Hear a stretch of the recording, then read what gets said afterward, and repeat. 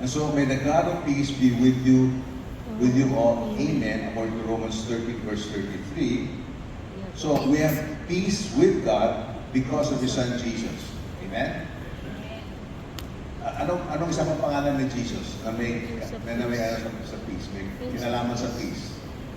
He is the Prince of Peace. Amen. Okay? And then Jesus is the Prince of Peace. Kaya when we know Jesus, we know the Prince of Peace. And our peace comes from Him. Kaya ating kapayapaan ay galing kay Kristo, galing sa Panginoon. That's not something that we manufacture. Hindi natin ginagawa ang ating sariling kapayapaan. Ang kapayapaan na binibigay sa atin ng Panginoon ay mula sa Kanya. Alright? So may the God of peace be with you all.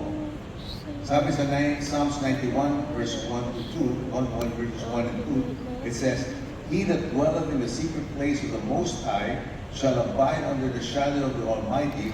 I will say of the Lord, He is my refuge, my fortress, my God, in Him I will trust.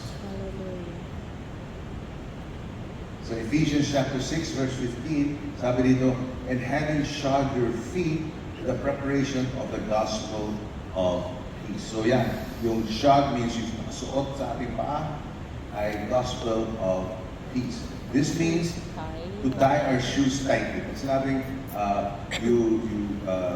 having shod your feet, pagka sinuot mo yung sapatos mo na may sintas, ano gagawin mo? Tatali mo, di ba? You have to tie it tightly so that your shoes will not fly away.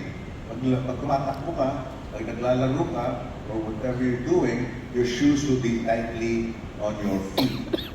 So we must position peace firmly in place, binding it around the minds of our emotions in the way a Roman soldier binds his shoes very tightly on his feet.